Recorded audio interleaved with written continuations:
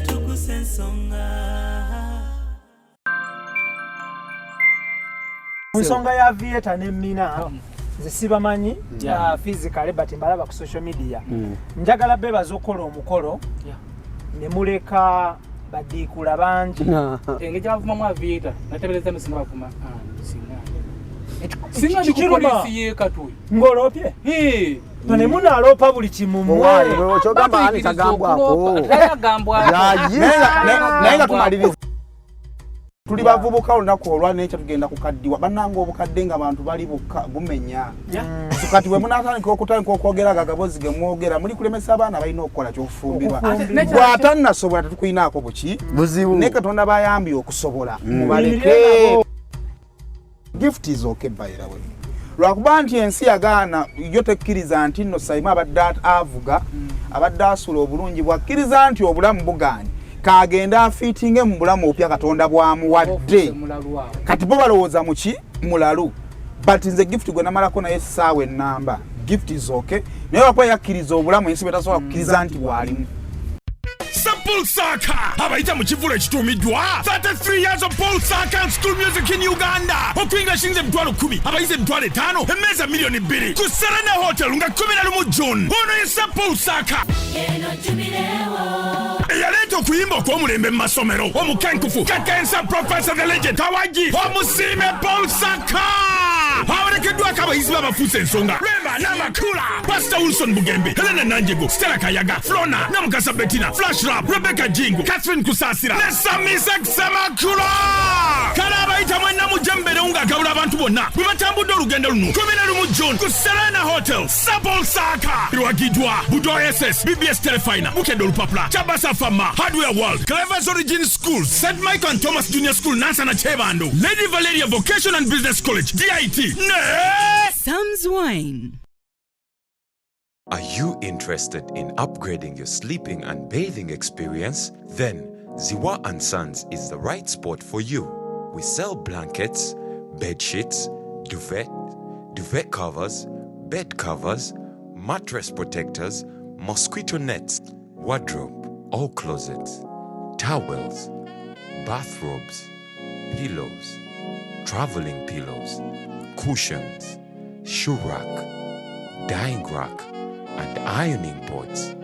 Buy all your favorite products online with comfort from your office and workplace, home, hostel at a go from our website www.ziwaansons.com and have it delivered to your doorstep. Call us on 0705 364 749. Ziwa & Sons, where comfort and luxury is a pleasure.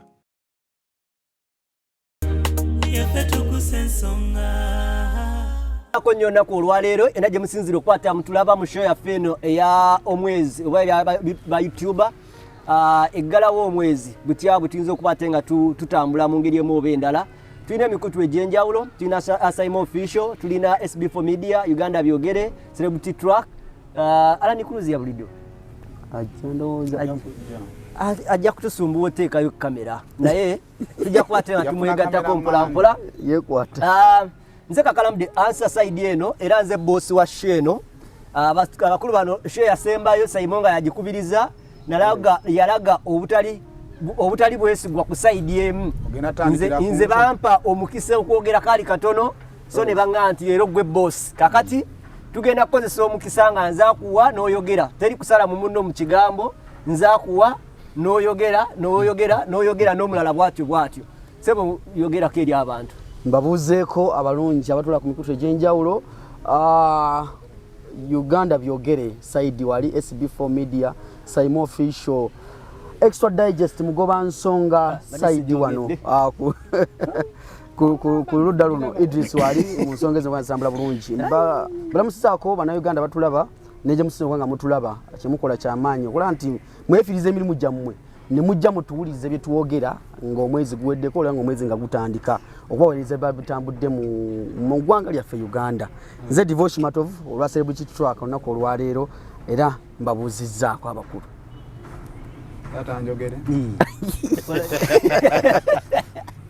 Nendo zamula lwacho mu 7 mino muleka najoga. Kale kizamu amanyi buli mwenfuna omukisa okubeera ku channel etali yange. Nina ekirowoozo nti abantu abali ku channel yange be appreciating byenkola. Kakati bwe ngenda ba SB4 nga ali mu mitwalo 20 mutima gungamba nti kuliko abantu ng'emitwalo 10.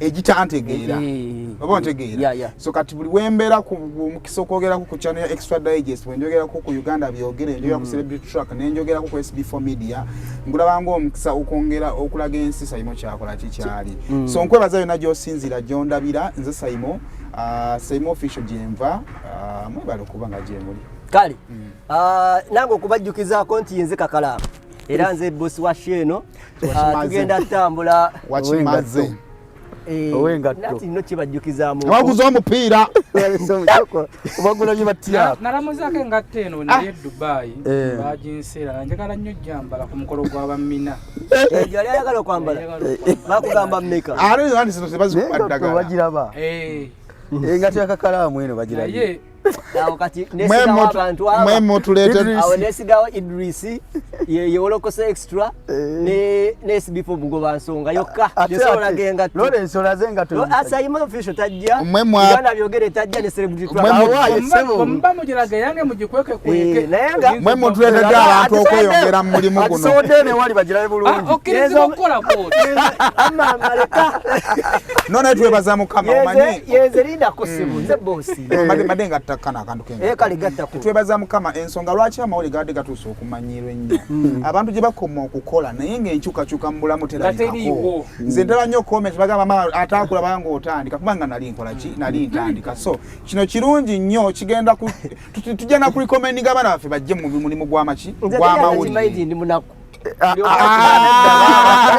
eyo kodi eriyo eyo kodi naye yo bottom agirabye sewa makwanirizaako nyobuza ku bantu abaziriko mbalamusizzaako amanya nze muzzukulu wa Kabajja Omugeye Ssebunya tuli ku Uganda byogere tuli ku Saimo official Celebrity Track tuli ku Extra Digest Mugoba Nsonga wamu ne ku Cruise Exclusive ate era nanze nkola ku SB4 Media tweyanza nnyo buwagizi bwe mutuwa nemwerekereza ka data ne mutulaba byetubaweereza kituzaamu amaanyi okola nga betukola mbi appreciatinga obula betubasobezza otusonyiwe kuba tuli baana bammwe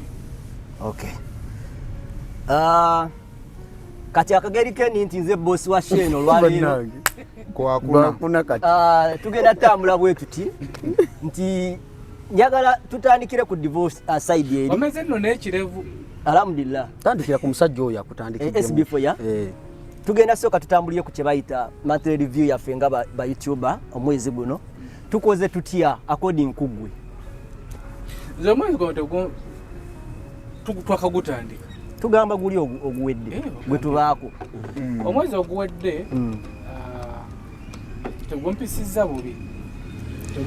bubi challenges nyingi zetufunyeemu bayinayo nene ey'amasanyu tubifunyeemu era entambula simbi twakubebaza abatufolowinga n'abatulaba nabaddeko effort eyo abantu batulaba neewuunya nti olaba ogenda effort mu byalo eyo n'osanga owa boda n'afunira nti SB4 which means social media egenda ewamba wonna so tweyanza nnyo abasharinga waka waffe ku TikTok okwo naddala ku Facebook SB4 gwe kikuyisa kitya ng'osanze omuntu n'agamba nti TikToker nga tafuddeyo ku bino ebirala by'okola napita TikTok omanyize nali ntabuseeko okwo abasirikale okusingira ddala be batera okunsanga oli n'akugamba my friend aye TikToker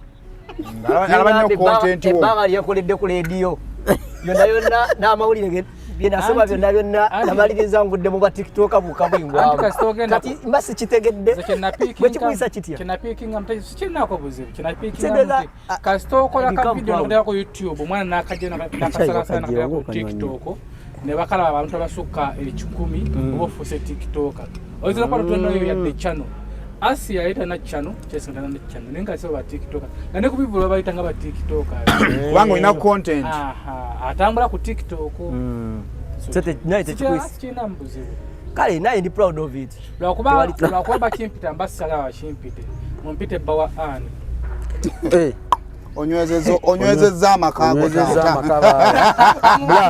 awataokojjamu katya anywezezza amaka okubanga zibu era nga tosobola ddi okati SB4 tutabawa ani kimala kati nange kitegeeza amanyi okukola naye gwe abaasemba engeri gy'oli host kale si host kyokka ne boss nga bw'okyagala tugende mu maaso so anyways ebiseera ebisinga tuba tukola ntera nnyo okutunuulira kiki ekyenjawulo kyetugasseeko biyinza obutabeera bingi kubanga kitwala ebintu bingi okukola ekyenjawulo ba TikTok YouTube omwezi oguwedde tubaddeko njogera generally ku channel zonna nze buli bwenda mu YouTube afuluma ng'agenze kukola mulimu guno nze kunze nga nze manyi abantu balowooza nti buli kaseera alina kubeera ggwe era buli alina mentality eyo gyankuole ku mutima gwange nti gwalina olinnya ennyonyi wekka nze wali ebintu abalala nga be babinkolera kubanga nange nina byensobola okubakolera ajja omuwole ku mutima omulungi oba ntegeera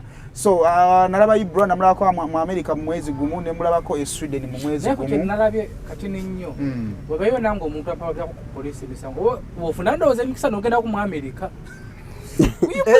Ibra muganda wange kuli kayo nnyo taata kuli kayo nnyo bw'obeera n'emisango ndowooza okugenda nga weekweka si kwekweka it is about time Ibra akoze for some good time Ibra akoze olwakubaati ensi abantu bali misinformed tebabadde ku TV abantu TV bazifunidde Kampala abantu abafunye omukisa ntukuze tulaba TV sobola okugamba yes nze seyangako TV kuba neighbor oba ntegeera kakati kijja kubeera kizibu nnyo okuŋŋamba nti Ibra Katonda omukisa kubanga akikoleredde omwezi guno kibayi sirinyeeko ku nnyonyi omuwedde neguli walinya buli lunaku buli mwezi anolinya nnyonyi so mbadde ngamba nti ekyo nze kunze nganze it is a plus Ibra gundi abadde akikola bo be bagenda gospel abadde akikola so okugenda twinteractingako ne bannayuganda bali mu bifo ebirala so kunze nze ebadde emboozi y'amaanyi nnyo because tuba tugasseeko gwe akola emboozi y'omukazi w'amabeere musajja yali musajja I think nayo kyo it was exceptional nakakola nti bbiri ewa SB4 nalabayo ki bamina yali mu mukolo nanti kati obukugu bwe yakozesa omanye emboozi yali Dubai nakola because ono omuwala katono nnyo ono omuwala gwe twakola gwe twajja ne twogerako wano I think twali twetaaga emboozi esaminga up buli kimu so okugenda nafuna oli omuwala ye Maclean I think it was a plus as well era bagiraba bamanya ekituufu kyali visa yange tekyaliko e Dubai bambe myezi gyalinga nedda baba kasita ogenda nomalayo nokomawo ebeweddeko zera imanyi nti ennaku zibakuwa kuddayo kati ennaku ezo bazikuwa osobola gifuna leero nga ya myezi 3 n'oyisa emyezi ebiri nga tonnaba kulinnya eba ekyaliko naye kasita olinnyayo bwoti nebakona nekiziti nofuna mbadde malayo mwezi gwange ewaffe n'emboozi abantu baagala nnyo portrayinga gift of kadongo omulalu twagenda ne Lawrence ne twenyerera tugenda kugundi wabeera gift is okay by the way lwakuba nti ensi yagaana yo tekkiriza nti nno Saima abadde avuga abadde asula obulungi bwakkiriza nti obulamu bugaanye kagenda afiitinge mu bulamu opya Katonda bwamuwadde kati bo balowooza muki mulalu but nze gift gwe namalako naye essaawa ennamba gift is okay naye wakuba yakkiriza obulamu ensi betasobola kukkiriza nti bwalimu ekintu ekyo kyatuuka ku muganda waffe mweze radio nga tannafa abantu baagana omuappreciatinga yali atandise okugenda mu mbeera eyo andaba bwoba nga omanyiko kwa akadoko mukamanyiko sobola okunjulira yali atandise okwekyawa nti bwetuusa newekyawa nga tokyalina mikwano tokyalina bagirlfriend abaalinga abangi kati omu bakuja kuddukako kati gift babayasa gye mwagenda nadde eyo yamanya yakkiriza and is okay by the way kubanga ali ku kizinge watali bamugenda mujajinga oba ntegeera ali mu bulamu obupya nagenda nakolera akakomando kati yagezesa mikisa ze bipya ndakika ziri 15 okuva eggaba okugenda bayitawo kisiisi kisiisi ndakika 15 ku lyato so wali walungi devotion am appreciating manyi YouTube eno it is consistency. Consistency. Ensonga lwaki ba SB4 ba gospel ba Ibra okubeera for some good time nsonga tibadde consistent. Kakati abantu abakola ku TV ne radio tufuna problem ey'okubalancing ebintu ebyo. There is time emirimu gy'abakama bwe gikola ki? Gigenda gyekuwamba. So I'm appreciating is trying to come back. Okutandika kati okwata okupesinga ebintu ne byeyingira bibiri. Bakama abo gikole neno okole. Neno okole. Ne uwo omunaku kama. Kubanga wewawo. Kenjagala okuyisaawo abawale bambuza nnyo Charles tuli mu agenda kulinnya ku nnyonyi very soon. Tukikole. Nja kulaba. Naye gusebo bali bana alinya ennyonyi teboogera musajja ona amulemesa. Twava wa. Toli yakulemesa. Kakalamu. Bilingiri byadda. Ate yakanya from business class. Ngaze tiwajinteeka moyo nawe. Weteka ku Charles. Twala. Waliyo yadde. Anakitegera nti nze boss oyo. Naye yakuwadde boto yatuse. Mukulu review ya performance ya YouTube yonanga webadde. Obadde maliza mukama. Nze maliza n'ogenda kubikkako wano ku bote y'ekitiibwa ssebo. Nteeka. Wajijadde ira. Baana bawano be bagimpadde. Giteeke wano. Kakati kirungi nyongera okujjukizaako n'abalala abatuuka bonna yeze boss weno show okay sebo era tulina okugoberera buli kimu ekigezaako okubata kigenda mu maaso wano gaa nti yogera yesebo boss nga we naleka abaana ne bakola omulundi oguwedde yesebo boss divorce genda mu maaso boss agambe yogera sebo boss njogere tugende mu maaso okay mwezi gwange oguwedde ndowooza era nga Simon bw'ayogedde sibadde nnyo mu competition gye tukoleramu gye tuwangaliramu nina ebintu byange byankwatakwatamu kwawo katono naye ngezaako kola ki okulabika nti nzira engulu mpola naye okusinziira ku bannange bw'otunuulira amanyi kiringa ndowooza n'abalina TV bananyini TV batunulako kuzaabalala kiri kitya kati nange ntuula wansi notification buli kyemanyi buli ali wano channel ye ne notification yo buli woteekayo Uganda byogere nfuna ekindaga nti okikoze otya otaddeyo.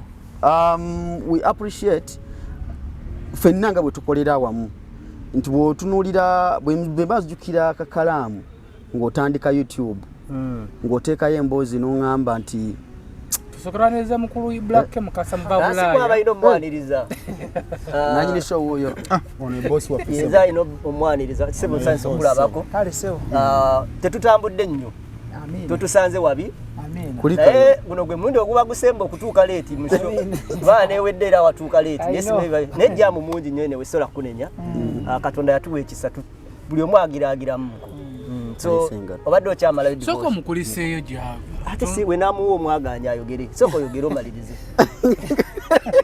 otanze okuzimba omutima mbadde mbagamba bwe tutunuulira bwe tudda mu review nze ndi musanyufu nnyo ku lw'omuntu omu wano Kakalaamu nze namulaba ng'atandika channel n'aŋŋamba mwana mujje mubeereko mu vidiyo zange bakadde amatisi bakole ki bandabeko nange naye saawa zino bwe twogera ku bantu erinnya erisituse mu YouTube ne mu content Kakalaamu toyinza muleka mabega kuba ntambulako ne Kakalaamu otuuka n'otuuka noyaga si Kakalaamu twabiranga ne Kakalaamu ng'akola ku Simba era akyakolayo njogeza mazima nga so tambula ne tutuuka ebukoto wakolera kyemaine ku stage y'okusiima eraga nti Kakalaamu oyo ati bo bali balowooza ndi mukaddi abawuliriza otegeera nti naye Kakalaamu olunaku oyajja ku YouTube obulamu bwakyuka n'erinnya neyongerako nti content omukoze era bwe kiba nga kirabo kyange eky'omwezi oguwedde nandibadde nkikuwa naye sina busobozi bugaba birabo oli munaku nganze ate muwenga naye nga wetudda ku extra digest mugoba nsonga kulisayo mukulu wange Ibra atambudde amayanja n'agamalako ku Semazinga abeera ki Europe Europe osirika mukama waffe yadde twatuseewo tutya tukulisaayo and ndi wasanyu nnyo okulabika nti mu kusooka wagenda mu Amerika n'okomawo otegeera ekiroto kya buli omu agamba ngenda sidda ne sirimu mbatagenda kudda amawulire omu bamukubira essimu nga yagenze ennaku nga 2 kati no yafuuka n'adisi mukama wange onaakomawo koye gye nagenze nalinaanye Katonda ku stories ezikwata ku bannayuganda abali ebweru wano tukozeewo nnyo naye kati tufuluma tuliraana abantu bana batulaba enamba ennyingi tudde mu mazima etulaba bali bweru wa Uganda balina data n'obudde ne bakola ki ne batulaba wano abannayuganda mujja kunyiiga naye ng'amazima gali nti wano weereza omuntu linki n'agamba mpa data naye bannayuganda bali bakola ki kirungi nnyo nti katandisa okufulumako ne tubasanga gyakola ki so opportunity mukisa gwaffe si kweragamu kweraga nti omulimu guno twongedde okukola ki ogugaziya okusobola okuba okweraga kw'abaalemwa ekisinziro mu bwakira n'ogenda mu Amerika first time n'okomawo nodda kati waliwo video gye wakola ng'oli mu Amerika n'ogamba n'abantu bennyini ababeereyo ebweru naye bakugamba nti bwe mulina enkizo y'amaanyi nnyo ab'amawulire okufuluma kati oba ne bali bakimanyi nti ffe enkizo y'amaanyi lwaki ate twebika blanketi nga tugirina enkizo tambula waliwo video gye wakola ng'akatuuka omulundi guno ogwokubiri n'ogamba waliwo abagamba oba nnyinza okudda oba obutadda engamba ne Ibula gwemanyi ajja kudda wano waliwo kubaganya ebirowoozo kwaliwo video ina gira loading nga njaji sharing oba yasigala etya mu simu nengamba omukulu n'omulaba atutega katego fe tugende tufunye omwaganye mwe tugende tulemere ne nkwebaza yakomewo atuleke Sweden kulikayo webale okukomawo wane Uganda Saimo official pesiweri ku ntambula y'ebintu nga bwe tutambulira ennaku zino traffic abadde nnyo wansi mukko bwe tudda wansi omwezi guno oguwedde traffic tabadde nnyo waggulu nnyo oba twandigambye nti betero gamba nti tuli twabadde mu kisiibo era n'abaana bali ebweru mu biyumba bagamba nti ekisiibo kibayisa bubi abali Saudi noga ekisiibo tekitwisa bulungi naye Saimo official abeera gande kimuyisa bulungi abawa ddiini ki ngamba nga abakolerayo okuwangaalirayo mirimu mu biyumba gye bakolera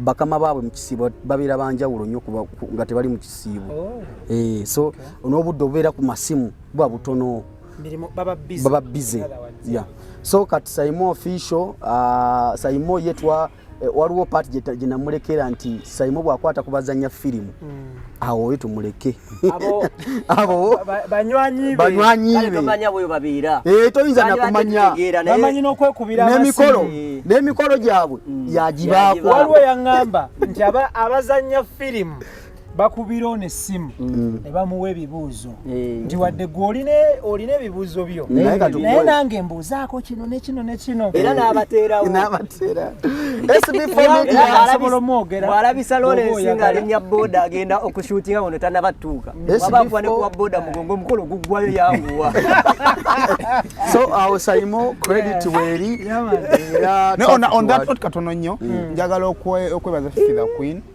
amanyi industry ya movie egenda ekula so era nsaba n'abalala bonna twongere okuteekayo ku mutimbagano kubanga tubadde twetoolera nnyo mu aromatic awo lwa nsonga nti at the end of the day yes twandiyagadde okuwa omukisa abantu abalala naye nesente bwe nteekamu amafuta ga mitwalo 5 nesifune wadde nebyolukumi byolukumi ze 135 nani yazikuga mwatasa okubalirira ekintu nga tuletira ebizibu basajja kati Saimo nga mutadde SB4 Media naye pesa eri waggulu Tuggussa Enssonga bwe bazikwatako ziguka ate mu kukyusa obulamu bw'abantu ng'ovuddeko n'olokoso w'abaddiikuula gwe babeeramu nga bw'otera okwogera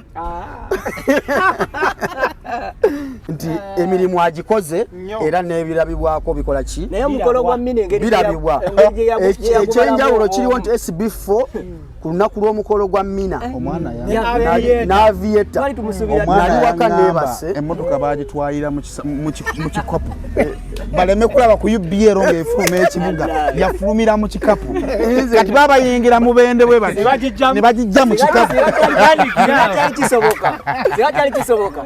Bani badde basoosanga ebitundu. Olaba ko spare parts sooseyo. Obasibipo enamba bagijjako. Kati omukolo ogwo gwasanga. Tegwali ko kusonda. No gwasanga wali ogenze 40. Nali 40 nina so gye ndiko kukola eya katongolo no mala betakwatagana. Anonya tata na 40 tata. Neto amuzula ngali 40. Naye twali tugenzeeyo omwana ngali mukujja. Omuwala ayo katongole asesekane taata we. Naye esimu yabako mulundi gumu teyaddamu kunkubira era namukubira nenge esimu tazikwata. Coincidentally nga ne bano bagenda kukola mukolo. Nali mu group ya nali mu SB4. Yali Dubai. Nakululibera mogenda londe ekyapa mmanyago. Omukolo tegwali ko kusonda. Omukolo gwo saguliimu nnyo. Wabulanze kyemmanyi. Nze kabuddemu.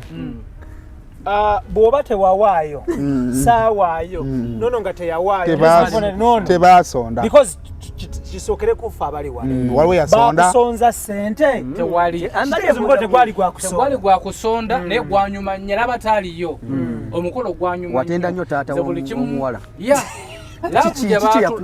laavu gye baatulaga bannaye kati nnyo gwebona wenanga ng'olina omwana ow'obuwala olina omwana ow'obuwala abaganye bonna abakyale ewuwo bannange mutwanirize nga tata wa mina yatwaniriza baatulaga omukwalo federa ku sister wa mina omukulu alina biganda bye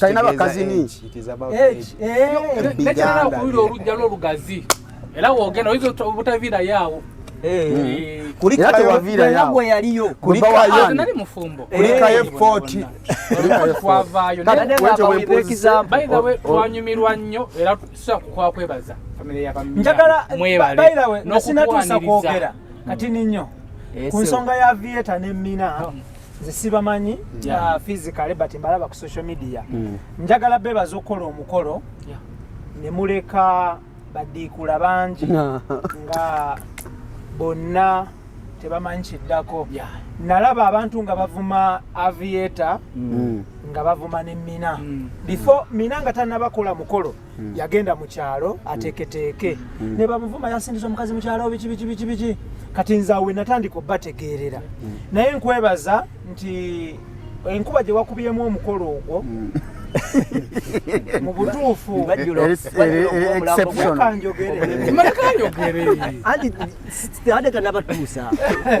nkwebaza enkuba gye wakubiyemu omukolo nti olwaleero luno ne TV mainstream TVs zisobola okulaba nti basobola okulaga omukolo nga guli well detailed minus the main TVs kale batimu gye nakola nayo kale soko malayo njebaze era naye mumpisaamu nnyo eggaayo erimu sirimanyi eggaayo erimu bweriti because sinjula ne pululo olumu tebikola bigaankwabaza SB4 webale nnyo Aviator ne mina nze mbagaliza obufumbo bulungi babeerawa Aviator we Dubai ate mina sawe nayo agenda ku Dubai omuwala ade talibeeranga Dubai omukyala abeera muno n'agenda yoko nakala naye ekirungi kyenayiga ku mina oba n'Aviator towanga nnyo kyansi bantu bakutegeere kubanga bajja kulemesa ebyokukola bawe ebibuuzo naye omukyalo onaabeerawo kyokala nange mnebuuza babeerawa kena tonira diikula vuma Aviator mwoli mwavu owasiza amanyi kati kyekyayagala aveyo twanange nze nkola guno mulimu babitusabye nnyo ebyo kati olaba abaana bakulidde mu kikomera nga Aviator sibayo omumanyi abaana nga bakulidde mu kikomera nga Aviator ndidde nnyo omugaati nedda mwakola Aviator ibula omuntu nawe banga tukugaba gyakulira ebikolwa bye bikulaga kuba kati esaawa zino engeri gyebavumamu Aviator natebereza misinga bavuma singa ndikupolisi yekatwe ngolopye tone munalopa buli kimu kyogamba ani tagambwako naye nga tumaliriza abantu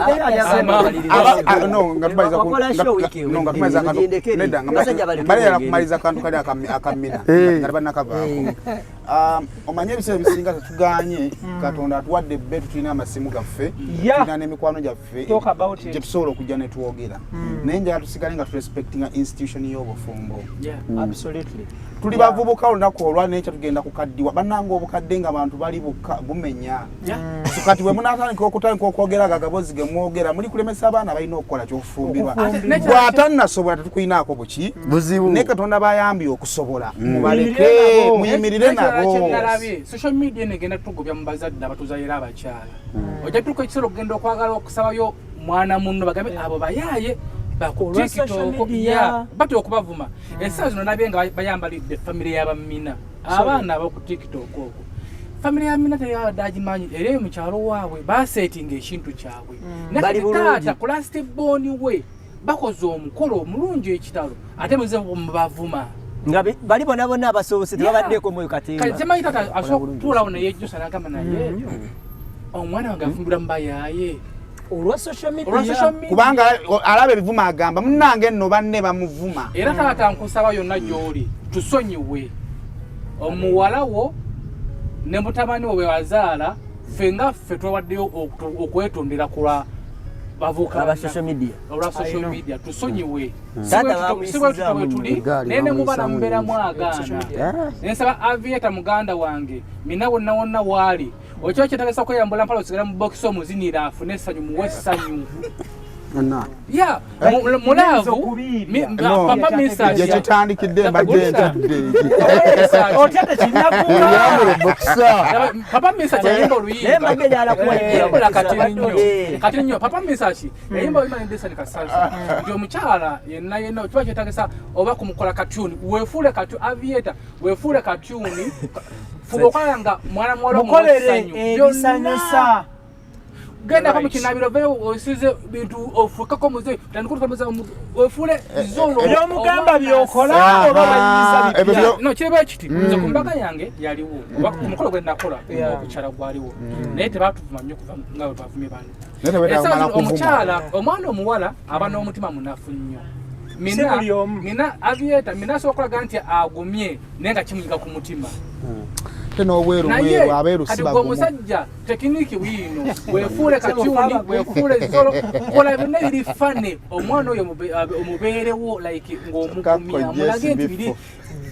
tebikuliya tebirina balya ate naawe mina Aviator mugumye bakuvumye nnyo mukuvuma nnyo omuntu akuvuma ekintu nga mazirawo emyaka 5 situkulabangako nakyo kuvuna bulijjo okitegeera kati mwena mwina kwebererawo mu nsi yammwe temuvaayo okwogera ekigambo n'ekimu ku babavuma tebanukula mubeerenga nze saanukula nina akati kebampa kadagala bwe kati lwembanga yanukula banga akateeke mu kutu kati mbanga atamanyi kiri ku nsimba bwenti nenda okubanga ddamu nga biyise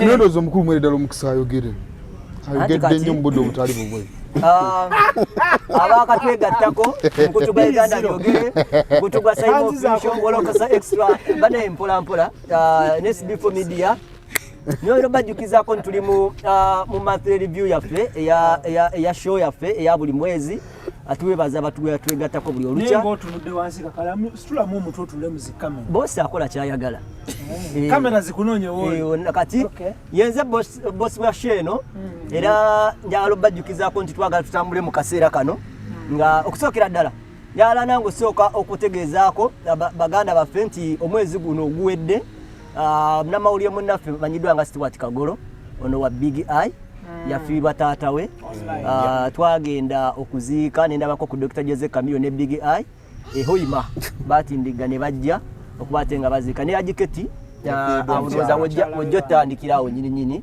otubuulire embeera nga we yabadde na buli kimu tumusaasire nako munnange mbalamusizaako bismillahirrahmanirrahim assalamu alaikum warahmatullahi wabarakatuh nja kwebaza initiative ene ya buli mwezi eya online TV zaffe zino njagala kwebaza SB4 muganange Seguya Kakalamu muganange Simon Official ne muganange Divosh Matovu. Thank you so much mwebale kubanga mutaniz up today. On a side note Haji Musa Kavuma Keti yafiridwa mchala we omuchala Mariamu Naluwadda Kavuma yafudde era twamuzise yesterday ebitundu by'ekaliisizo kyotera twongera okusaasira famire eno twongera okusaasira abaana be, twongera okusaasira Haji Musa Kavumaketi. Abaana lwaki mbasaasirako ensusso bw'oba bafiirwako muzadde wo, you know what it means. Kitwala ebbanga ddene okutereera omutima n'obwongo, buli kiseera obeera ojjukira nti waali n'ojjukira ebyo bye wakolanga oba bye yakukoleranga. So nsaasiddeko abaana bano. Then ku side ya Haji omwami musaasira because babadde n'omukyalo n'emyaka miyitirivu nnyo nti kati ennyumba moments ezo ennyumba egenda mumenya nnyo, egenda mutama, oshegeera nti buli we mubeere waka n'omukyala ne wabeera girlfriend, waliwo those moments you remember nti mu ntebe yatuulanga wano yayogeranga bw'ati, bw'anyiiga yali yakitinganga bw'ati, bw'asanyuka yali yakitinganga bw'ati, bwe nakolanga bwe nti nanziramu bw'ati, bwe nakubanga essimu n'agira bw'ati.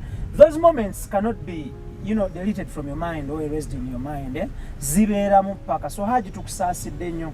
Tusaasirako side y'omukyala bambi gy'ava eyo kaliisizo okufiirwa omuntu wammwe. Kintu kya nnaku nnyo era kyakusaalirwa nnyo. Tusaba omwoyo gw'omugenzi Allah agulamuze ekisa, amugaziize kaburi, amuwe ekitangaala eky'olubeerera, because mu butuufu lwe lugendo ffenna gye tulaga. It is just time nti oli aba akusooseeyo naye nga ffenna gye tulaga. Omuntu buli lwafa ffe abasigaddewo twekyekinge, nze addako ani addako. Ani addala engeri Haji gye yagenzeemu yakibwatukira nnyo. Engeri eyo kitegeeza nti every time bw'ogenda okwebaka sabako. Kikulu nnyo ekyo. So kibi nnyo bamusanze mu buliri ng'afudde. Ajati kyannaku nnyo tusaasira Haji, nsaasira abaana abo Latifa Kavuma, Swabura Kavuma ne Shamira Kavuma basaasiddeko. Haji Asini Lubowa nga ye taata wa Keti yamenyese nnyo, ya breakinze down nnyo. Haji naawe nkusaasidde nnyo bambi ne baganda ba Keti bonna. Eyo nga tuvuddeyo mu mbeera yemu eyo nsaasira family ya Stuart Kagolo. Is my friend bambi. Akola online y'omu ku baatusooka by the way. Omukutu gwa Big Eye guluddewo nnyo. Nga tunatandika business eno ya online. So Stuart kibi nnyo okuba nti wafiiriddwa taatawo. Ffe abamu ku baafiirwa bataata baffe nga obudde bukyali. Tumanyi what it means. Kimenya okutu kw'omutima, kikosa, odda nnyo emabega. Omuzadde kintu kya bbeeyi nnyo baganda bange, atannafiirwa muzaddewo mulekere okweja akababboyi. Bannange omuzadde kintu kya bbeeyi nnyo. Ekitiibwa kyamulekwa kintu kibi nnyo. Kubanga oba osemberedde okufuuka enfuuzi. Thank you so much. So Stuart, sorry about the loss of your dad. Kibi nnyo, tusabira omwoyo gw'omugenzi Katonda amusonyiwe amusobako. Agumye bamulekwa bambi, agumye abazzukulu kufiirwako jjajja n'ebigwa mu kkowa eryo. Eyo nga nvuddeyo nsanze divorce our review ye. Njagala kutandikira ku SB4. SB4 nkuwa ebimuli byo ng'okyali mulamu era okyali mu bizinesi eno. The route you took obulamu bw'abantu bukyuse era okoze bingi nnyo. Bwe twali tunyumyamuko naawe sigumusa ebiri, nakugamba nti wuliriza nnyo abakuwaana than abakunafuya. Because SB4 bamuliisa ssente buli project gy'akwatako. Otegeera, but ekisinga obukulu okoze bingi okukyusa obulamu bw'abantu. Then bwenzira ku kakalaamu, njagala kwebaza kakalaamu. Yes sir. Okoze, otegeera. Neyanzanya papa. Obeera n'ebikusomoza like any other person. True that. But Katonda abikuvuunusa. Thank you so much. My brother Simon, oba Saimo. Ndakwebaza Simon okubalansinga TV ne YouTube. You okola daily show on TV ne YouTube. It is very hard. Nze yali akibaddeko ku sita ku macha. I know what it means. It is very hard. Nti the character Simon uses on TV is very different from YouTube. Ekyo olina okukyebaliza Katonda. Nnyo nti kizibu nnyo omuntu characters ezo zijja golinga nobeera successful. Oshegeera. So nkwebaza nti nze nkulaba ku TV nenkulaba ne ku YouTube, but they are totally different characters. Totally different. Era ekintu ekyo nsaba Katonda akutambulizaawo abantu osobola okubanga, because of feeding audiences biri. Audience ya YouTube ne TV mainstream njawulo nnyo. Oshegeera. So weebale nnyo, weebalire ddala. Okudda ku divorce, nkwebaza divorce okuba ng'otambuza ekintu niva kyalina ekintu kye yatandika ekipya ekya Facebook nti agifeedinga kati off YouTube bemba temunaba kirealizinga you can follow him on Facebook nakusanze ewa Mr. Kisemakula Papa Sport nenkugamba ekintu ekyo there is a way you're doing it. Ofcom Training Center ettendekero erisoose mu ggwanga okutendeka abaami n'abakyala ku by'okusibayo n'okukola ku bya tekinologiya. Twakirizibwa Ministry y'ebyenjigiriza era nga be bawa n'abayizi certificate y'eggwanga mu masomo nga CCTV camera, intruder alarms, access control, time and attendance, electric fence, CCTV operators, basic solar, automated gates n'amasomo amalala mangi. Ate nga tusomesa ab'okumakya ab'akawungeezi ssaako ne ku wiikendi wabula gwatasomangako teweeraliikirira anti naawe tekulese mabega. Weewandise kati ng'otukubirako ku nooti 7663717855 oba ku nooti 7 nooti 19 oba tusange ku kitebe kyaffe ekikulu Makindye Liwafu Road wezikyukira. It is very good because waliwo that audience ya Facebook waliwo ya YouTube neya Mainstream TV so njagala kwebaza okukola ekintu ekyo webale nnyo webalire ddala byebe byange for starters. Omukadde wange oli omukyala gwe mwasanga mu bagita new anti Hampshire yes bamuyita mukyala Sirimba bana bakadde ababiri gundi namulabanga namulyanga omukadde oyo muganaize banzaala dda bamanyi bandeze bwe yagamba ebigambo bye nziramu omukootinga nti asaba Katonda nga tannafa asobole okusinkana Kakalamu. The statement was so amazing. Shegeera yatusanga ku hotel we twali naye nga musanyufu nnyo n'abuuza ekibuuzo nti Kakalamu nga yetajja mu America. Shegeera omukyalo oyo akwagala nnyo. Amina. Baganda bange abatulaba ku YouTube zino zonna bagamba ekintu kiri kimu nti buli ali eyo alina abamwagala. So bw'otaakola ebintu bikutyoboola n'oggwamu essuubi ng'olowooza abantu baakuta. Abantu baagala ekyombo ky'omuwalabu wakikwata teri akiyingira. Ekyombo kya Buwalabu mu America tebamanyi. No naye atolaba wabasi oyo omukadde gundi gwakola ku gospel. Yoyo yayogera gwe n'ayogera wembadendaga bakutumira. Shakira wembadendaga. Ninga agakola Kakalamu. SB4 yamwebaza byakoledde abantu abatalina mwasirizi. Naye nze ekigambo abatalina mwasirizi ndi mu kukimenyawo kati. Nkozesa nnyo ekigambo nti abantu abali mu weetaaga. Because teri muntu atalina mwasirizi. Omwasirizi waffe asemberayo ddala Katonda. So tulina omwasirizi ffenna. So omukyalo oyo yakwebaza nnyo era yagamba nti mu bigambo bye nti Ibula mwebale okuleeta abantu ne mubakyaza ne mubabuuza ebibuuzo bati Kakalamu ansanyusa nnyo. SB4 ansanyusa nnyo nti ye aleeta abantu abo Ibula mwe mutawabudde. That was a point. Nti ffe be tutawabudde SB4 abawuwa obudde. Oshegeera. Era omukyalo oyo n'ayongerako nti alaba programu zammwe ababiri from 1 minute to the last minute. Ekyo kikulu ddala. Twamala eddakiika 45 ku hotel n'omukyalo nga tunyumya. Ng'ayogera ebintu ebyo. Ne bawalabe baaliwo nga bawalabe bali batya bo. In terms of what? Like olugendo lw'omukyala we yakuwano yagala kwonoona yakoza n'andika mu kati oyo omukyalo oli mutabani we tosobola kuwasa baana be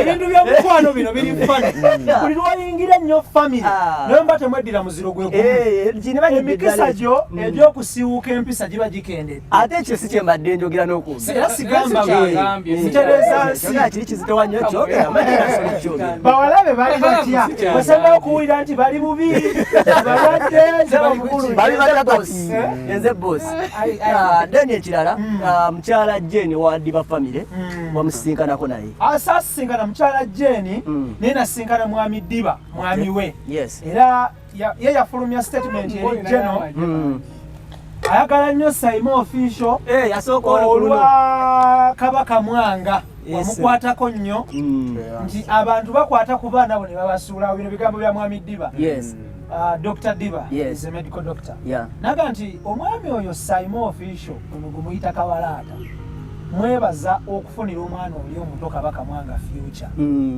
gwe n'akuwa ebimuli byo kyali mulamu ffe n'atugatta wamu n'atwebaza omulimu netukola kitwebale nnyo twebalire ddala abantu bangi nnyo mu Amerika basiima emirimu gyaffe naye kyenyinza okugamba endala waliwo omuntu yankubira wakati nga sitole ya Bujingu Pastor Bujingu eri ku peak olina omuntu omu gwe wasisinkana nga wali osobola breaking a story n'ogireka omuntu we bamukolako ku interview alina akakwate ku family eyo well kati naye tewagikola kati election endala njagala kunyonyola abantu ekintu ekyo bwekiti bwe kibeera kati fe abakyali e Uganda twewala nnyo okukolera ensobi mu diaspora because tukyadde e Uganda nze ngenda kuwa ekyokulabirako waliwo omuntu gw'otuukako ng'asobola okwogera ebintu nga bikola amawulire ng'era alina facts naye si buli mazima nti bagoogera Simon okozesa nnyo ekigambo ekyo so nze nteeka nnyo ku minzaani ebiseera ebisinga nsanze abantu mu diaspora nga balina bye boogera bingi nnyo naye nga bw'okizza e Kampala osobola okufuna views but kiteekawo obulamu bwo kiteekawo omulimu gwo nze ayogera nammwe olwaleero luno I've had issues ku police here and there naye buli lwogenda ku poliisi eyo oba bakuwaayiriza oba bituufu oba tobimanyi byonna you pick a lesson buli omubeera awo mu office nti CID nti OC police DPC obaawo nekyoyigawo nze nina omusirikale talina jjinja wadde n'erimu namusanga ku poliisi awe Kawempe nangamba Ibrahim si buli mazima nti mugongera bwe yayogera semeno nenzijukira ggwe nangamba nti ebimu mubireke biyite nangambe ebimu mubire nkugambye talina wadde akabulangiti kuno nti sergeant oba kopolo wadde ennyota kuno wa bulijjo muvubuka naye yangamba ekintu kimu nti si buli kimu nti mukyogera okitegeera kati za famire ya Pastor Bujingo njiwanye ekitiibwa bandeze famire ya Mama Fina njiwanye ekitiibwa bandeze famire y'omusumba Grace Lubega Apostle Grace Lubega bandeze kati za muntu tasobola kukeera ku makya n'ayogera ekiro ne wabanga afulumya statement ku Ketti nga ntuufu ng'alina ne facts nga zitiirikamu mu bisigo enjuki omukutu owange tebiyita because ak'obuntu okitegeera ekintu ekyo kakalamu obuntu tukubiddwa nnyo ng'abamawulire nti tetuli bantu era bw'oba owulira bw'oba onyumya n'omuntu osobola okuba nga onyumya n'omuntu for example Mama Fina we bamutugobyeko nnyo Mama Fina weesonyiwa abamawulire tebalina baabwe Pastor Bujingo weesonyiwa abamawulire tebalina baabwe kundi weesonyiwe obitegeera ebintu ebyo naye abantu bano bamanyi abamawulire tebalina bantu baabwe kati fe abamawulire we tulina okuba naako obuntu nze ngendako ekyokulabira ku Simon mukwano gwa Diana Nabatanzi ne Florence Lampicha bingi ebyogeddwa ku baana abo ab'obuwala these are beautiful girls bright intelligent hard working bingi ebyogeddwa but Simon lwaki alina enkizo mu bamawulire bonna mu Afirika ku baana abo ab'obuwala it is because Simon tatwala Diana Nabatanzi ne Florence tebatwala Simon nga wamawulire bamulabanga mwanyinaabwe they expect you to edit. Thank you so much okyegera ekintu ekyo so naffe olwaleero nga tuli eno tutandike okuba naako obuntu ako n'abadde mutujjaje nga mukiyitiriza nnyo mutwonoona nnyo abamawulire tuzaalwa embuto baazisitula emyezi 9 twazaalwa tuyita mu bitusoomooza like any other person naye ate kyogedde kituufu naye waleewe temutukyokooze nnyo olwokuba mulowooza tetujja kwogera facts mutajja kubeera nakubeerako nze nina omuntu andiko buli wagenda ku TikTok oba ku live oyo yakola kino n'agula emmotoka bannange nangako obuntu olumu tukenekagavaamu onyiga ate n'ekirala mani example nze n'ekirowoozo kyange Fox Odoyinze ndowooza is planted mwene ensonga y'ebisiyaga I believe it is planted bamunyenyera wasolo kiviiramu oba ne bamusasula ye n'akivaamu representing the minority. Tulina problem essaawa zino nti majority weba erina kikkiririzaamu avaayo okulaga side eri endala aba alidde. Ekifaananyi ky'omuntu ajjudde nagandawo abantu example ennyangu nagibeera ku mukyala. Ekifaananyi ky'omukyala tekiri ku mabeere gano mu maaso wokka. Bagamba nti omukyala oluvaayo omulabe olina omulaba mu maaso wadde we wasinga okunyumira nekkiriza tukukyusize n'akabino okole ki oba ontegeera oyo ye muntu yenna akoze eki. Kati buli muntu Ibra singa ayawukanako ku balala n'agamba kaŋŋendeko ne ku sayidi eringi bawe aba yalidde.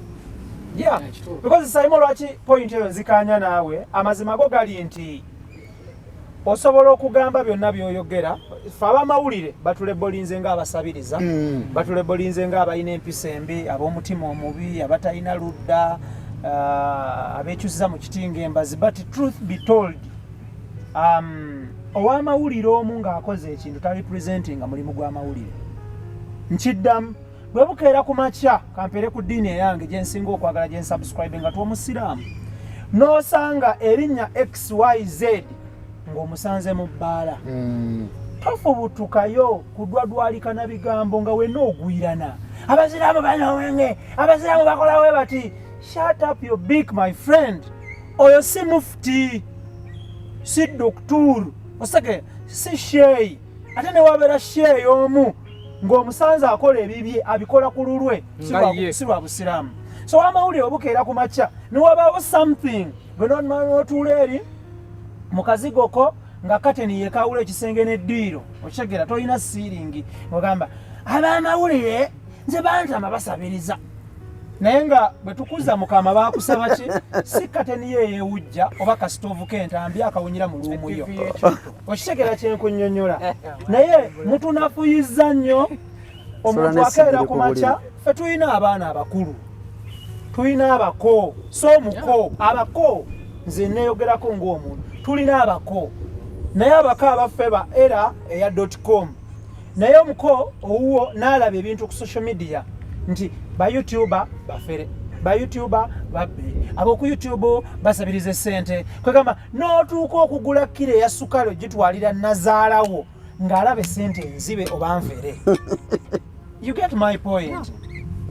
So kitunafuyamuko ku mitima tukisalidde magezi ki tuyina kukubiriza abantu bali abantu nti omuntu omu talipresenting nga ffenna nendoza era n'ekirala maybe stages ennungi nyo za kulicognizinga olumu tuba tulina wetwagala okulaginga okulemera naye olumu abantu abatera nabo mira kwerabamu so to appreciating a growth kakala mesaazi ng'olaba nti batakyakusuubira kukolamu tekitegeeza nti kyabikola naye goberera nnyo olabe oba ontegeera bw'olaba abantu they even take initiatives ne bajja mu inbox yo ng'olaba tazze kuvuma naye ng'alina ki ensonga ye tekinfuula musiru naye ate osobola okubeera omanyi ensi eno abazadde mama ne taata banzaala but ate gyenkomye enkula nfunye bataata mu levels ezaki ez'enjawulo ososanga we nazanyira comedy nayo taata wenzigiridde mawulire nayo taata mu YouTube ninayo taata tugenda tufuna abazadde abaki ab'enjawulo nga nange wosobola okujja bantu bangi bojja mu inbox yange ne mbako ekigambo kimu nekikigamba nekikyusa obulamu bwo naawe osobola okujja mu inbox yange nongamba ekigambo ekyo nekikyusa obulamu bwange so naye kati naawe tandika okuappreciatinga growth nti kakati katulaba kino ekiro omuntu agamba nti nze kino sikyakikola mu YouTube business yo sikyakikola tukule kubanga bayoutuber tuli bangi tugenda tandika okweyawulamuko era bajja kugamba nti waliwo bayoutuber 5 najja waliwo bayoutuber 10 waliwo bayoutuber 2 kigenda kujja with time because tuli baki bangi nekyo kigenda okutwawula maturity ne time gye tuwa ebintu bye tukola kale okwongerezaako ekyamazima kini SB4 kyayogedde nakyo kiteekebwe mu nkola oluusi tubalinye nti eri abantu ne tufuuka saagala kuddamu subscriber wange bubi saagala kuddamu gundi bubi ate mu kusirika okwo bakikozeseza ate bubi nnyo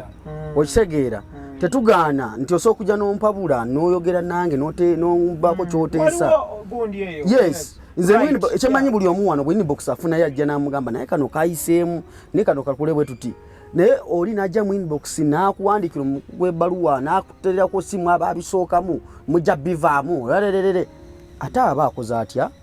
But divorce kati ninyo, I would appreciate a muntu ajja mu inbox. It is you to treat, the way you treat that information, it's upon you. Oshagera. Naye tulina abantu nga bo bagufuula muze.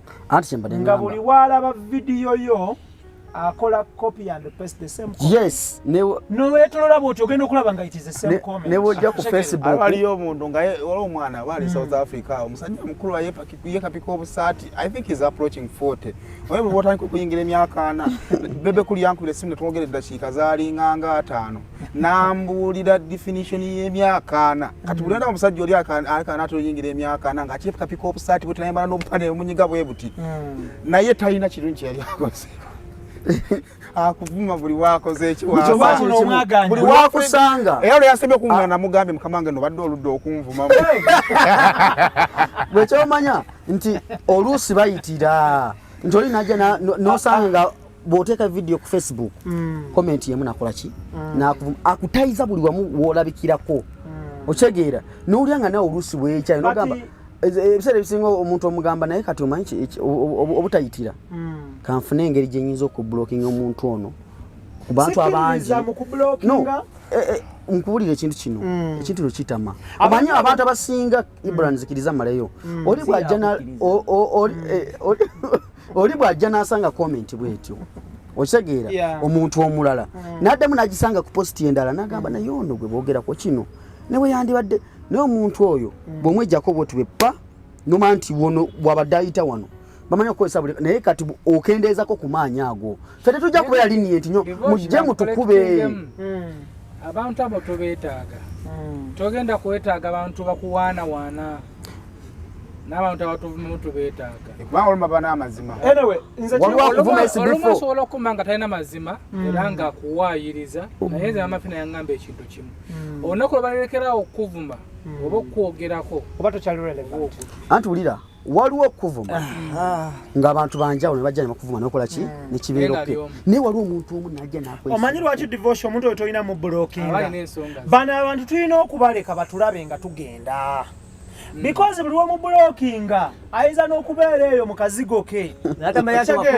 n'alowooza nti byakukwata baleke bakulabe kati nze nina dikulo omu anywerako omubisi ku makya ku ssaawa 4 anywerako obusera obwakawunga ka muwogo olankyawo nandiirako ekyennyanja ekikalu n'akalo olweggula awo nandiirako mulokoni okitegeera kati abantu baŋŋamba mu blockinga ne mbagamba lwaki mu blockinga omuntu gwe muŋŋamba okublockinga ekyobugagga kyalina kiri kimu bulamu that is if nga tetumukozeeko full blood count nawe buli ku 10% ekyobugagga kye naye bwe tuba tumukozeeko full blood count era tujja musangamu ali ku 10% kabootongo ebyo nziku eyo okitegeera so talina kyalina obulamu buli ku 10% because social media eno ogiraba etuwa perception nti abantu bakabi naye muganda wange sensera omuntu paka ku boni maro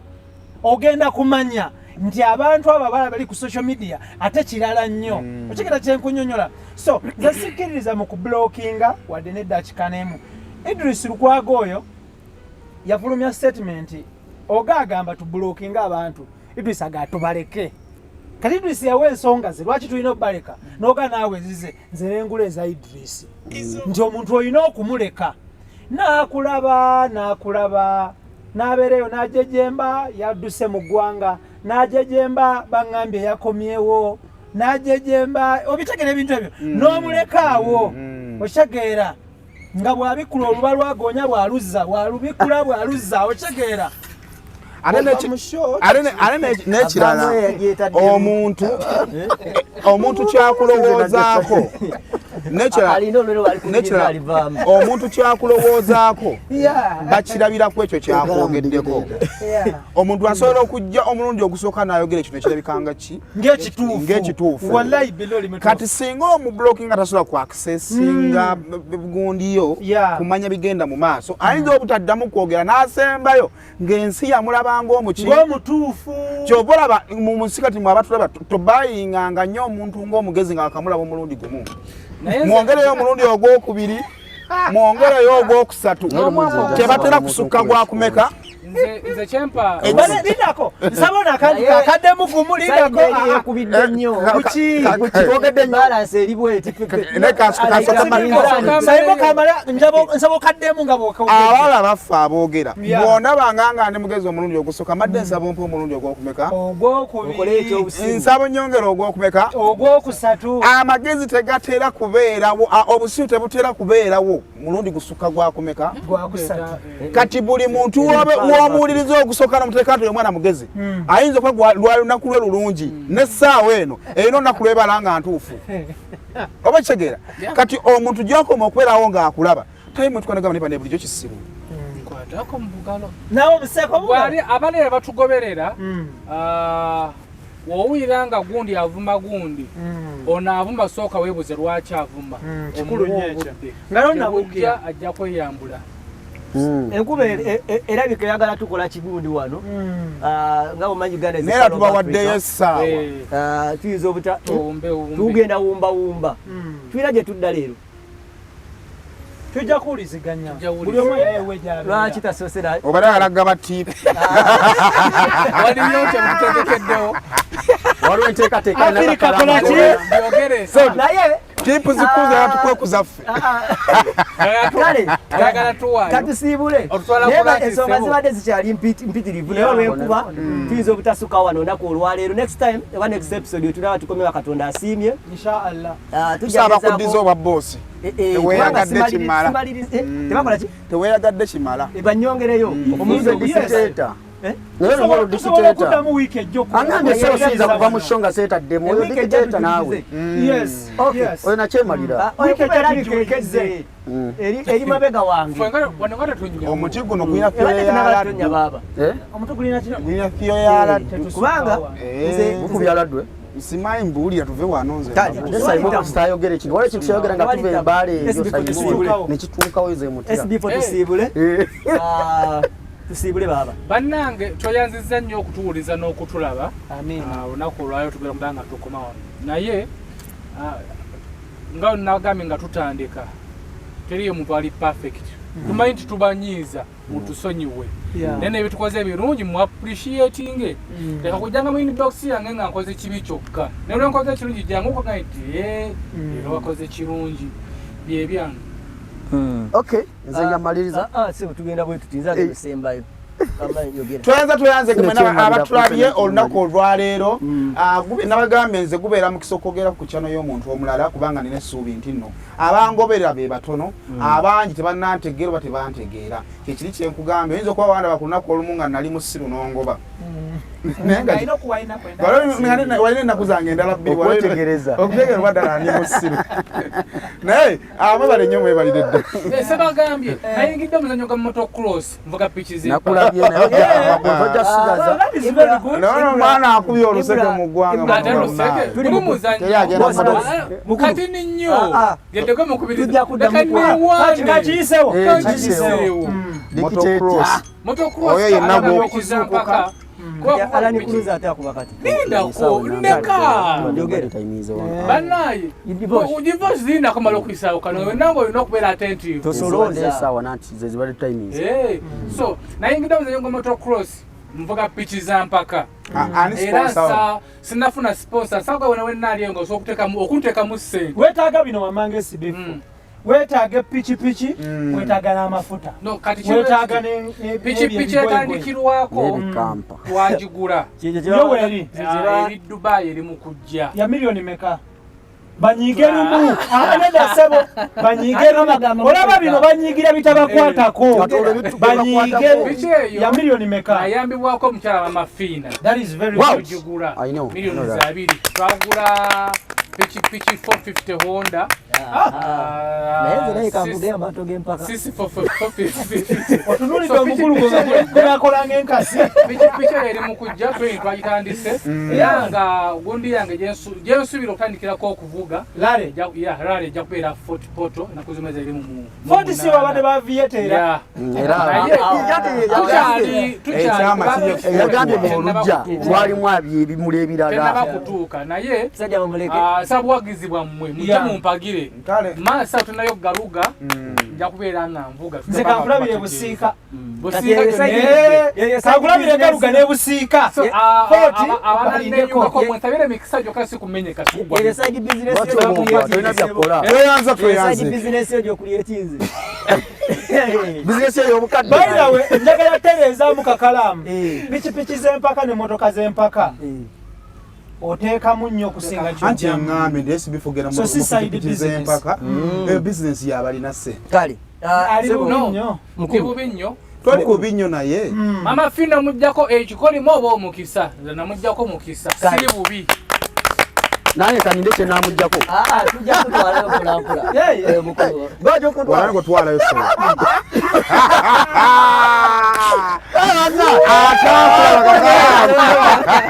zayimagala nkutumiddeko nnyo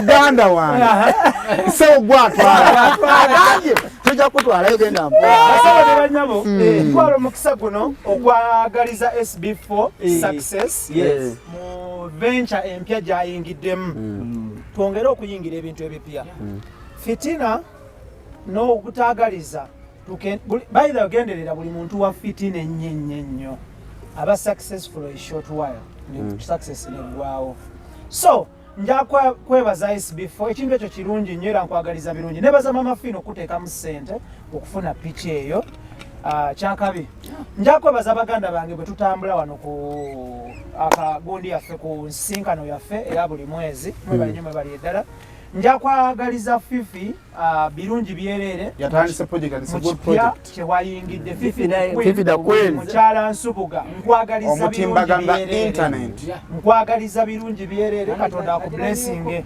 mubeere bulungi mweraba kale olunaku olwaleero era ng'abakulu bamaliriza omwezi guno wayibalibutibugira bweddeekwa teyita muno okugjako Saimo kyayogedde nti omuti guno ate Saimo bayogera ekintu kituukirira era twanguye tuve wano mbeebaza okutugoberera ku mikutu gyonna abatusanga n'agamba n'akwebaza nga sekinoomu mu nsi ez'enjawulo ze tugenda oba nga tutambula mu maaso awo tutegeke entambula zaffe eyibbula naddala yibbula ono ku byentambula ebigenda mu maaso awo ojja kuntwala kale ate sinontwala mu guno ebino eby'abaana abato mu Disney nagendera mu Disney omwezi guno nga gutandika naguze engatta empya era njagala mukineebalize ekyo nkwatako mu ngalo ne kakalaamu yaguze engatta empya baaba ngato mpya Idris engato gikutte era bwoba ogikutte ekijja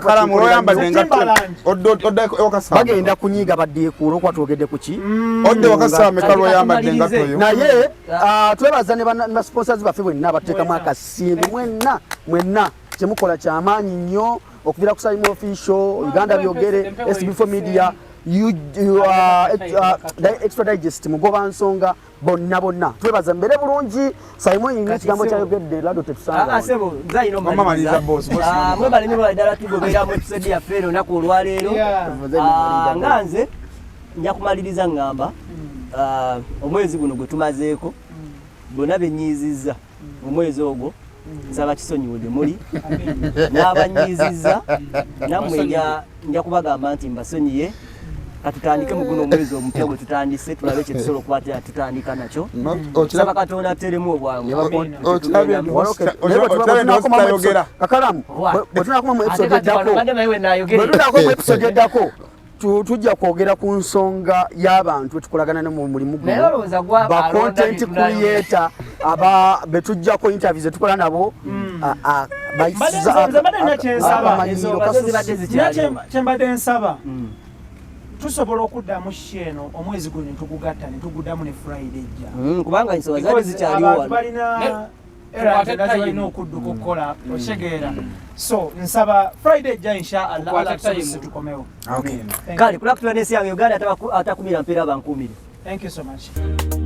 Tuggussa Enssonga.